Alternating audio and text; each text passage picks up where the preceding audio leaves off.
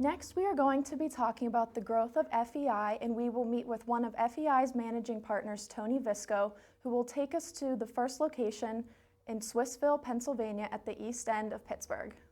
I'm Anthony Visco. I'm the managing partner at Field Environmental Instruments, and today we're going to take you through a small little history of the start of FEI and our locations to date. We are celebrating 30 years here, guys, and this is our start. We're at 2004 Noble Street. We actually came to this location. Our friend of ours was renting this location. We decided to take over his lease and move our equipment and supplies into the second floor of this building. We used to actually carry our equipment to get to our office on the second floor, which we were leasing off of Len Shockling in his real estate office. He was kindly to let us always barge through his office space and carry our stuff up to the second floor and then coming back down to deliver equipment. We left this location in 1999 and moved to our new location. So we were actually here 3.5 years. Here we are, 99 Miller Avenue. Field Environmental moved here in 1999. We purchased this building and successfully moved from 2004 Noble to 99 Miller, which is you see right here. This location, I believe we had 20 people working here at one time, 25 at this location. When we first moved in, we did half and half on the first floor. So it's a total building of 6,000 square feet, 3,000 on the first floor, 3,000 on the second floor. Then we eventually moved all administrative up top and all the supplies and all the equipment down on the basement floor. We were here until 2005. All right, here in the rear entrance of 99 Miller Avenue, as I first said earlier, when we first moved in, we only occupied the first floor. So then as we grew and as we got bigger, we ended up in the first floor and the second floor. I actually outgrew that, and we needed a place to store our supplies and vehicles. And that brings us out to our third location, 33 Chartiers.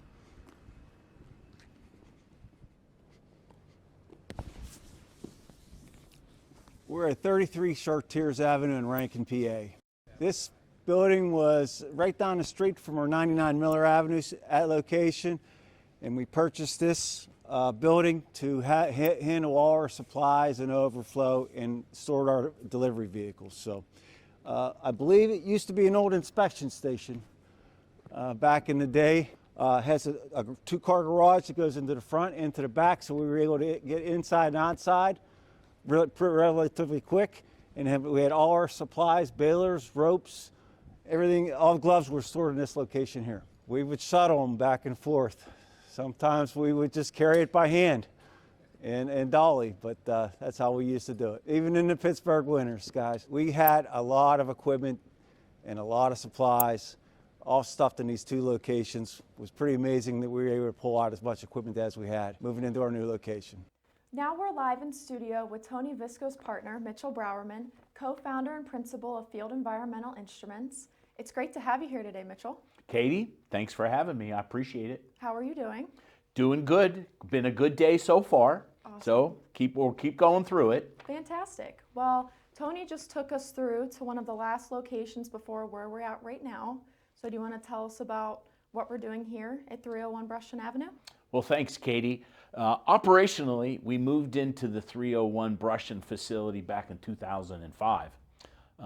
This facility is a 30,000 square foot warehouse with about 5,000 square feet of administrative space. When I say a warehouse, I don't necessarily mean with forklifts and inventory stored all around. What I really mean is a more sophisticated shop space. And if you look at the footprint of our shop here at 301 Brushton, what you'll see is it is organized very similar to the organization of our most recent resource guide, where we have multiple sections and equipment is fulfilled from each of those sections or those disciplines. Initially, the largest sections here were around water quality, water measurement, and water sampling. Back in those days, that was the primary focus of our business. Over time, our section and our footprint has morphed, and we've developed much larger sections in air quality, industrial hygiene, and our service department has grown considerably as well. And that has also been driven by the fact that we are now using telemetry through the FDS Connect platform on more and more of our instruments, and particularly those instruments that come out of those sections.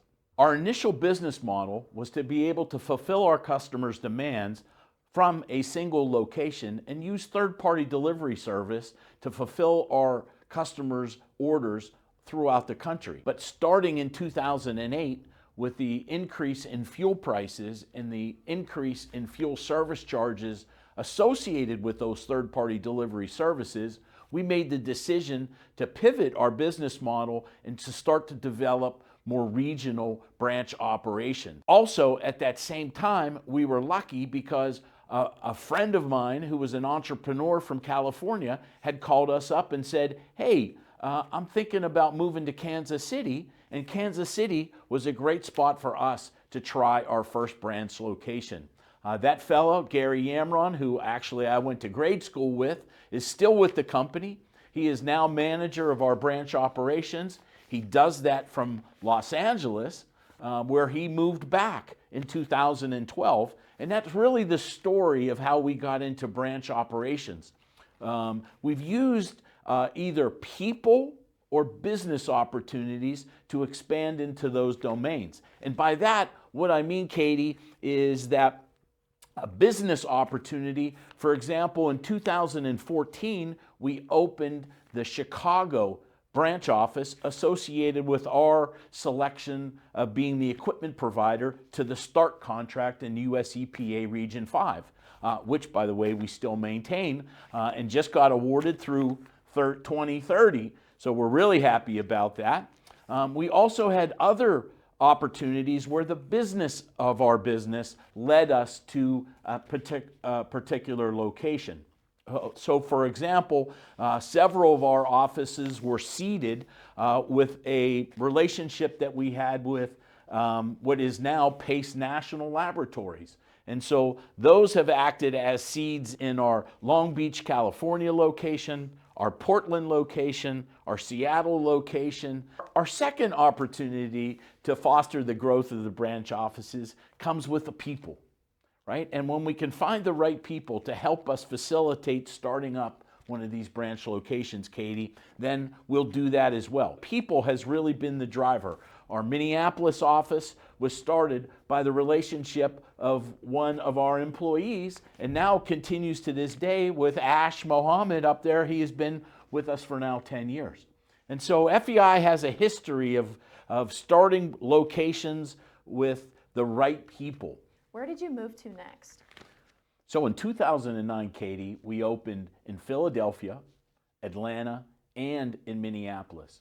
Again, building on our business model pivot to be a more regionally focused entity and to be able to service our customers in those major metropolitan areas. What came next? So what came next was Los Angeles and Houston. Again, building on the business model of trying to get closer to our customers in major regional metropolitan markets. Were there any branch locations that prompted you to move to a certain area? That's a good question too, Katie. By adding a Raleigh, North Carolina office and by adding a Greenville, South Carolina, we're building some momentum in those regions of the country that allows us to service our customers better.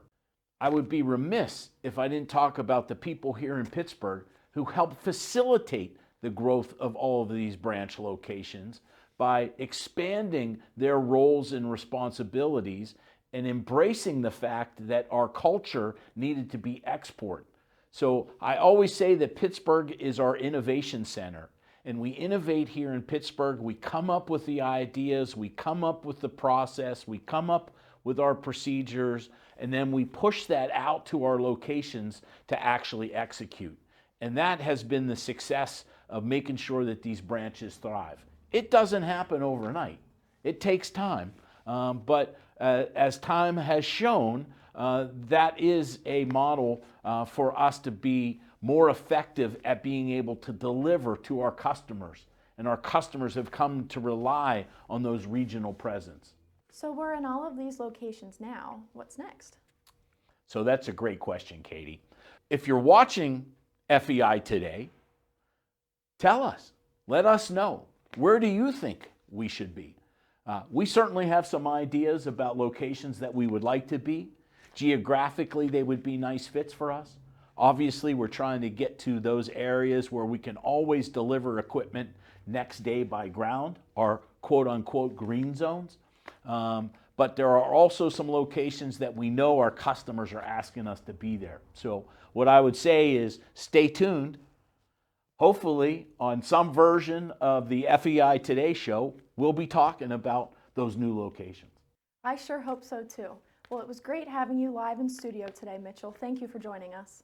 And thanks for having me, Katie. Really appreciate it. I think we're reaching about the halfway point in our day, and if we can just muster through the rest of the afternoon, we're going to have put the 15th annual FEI HAZWOPER training into the books. Thank you. And thank you.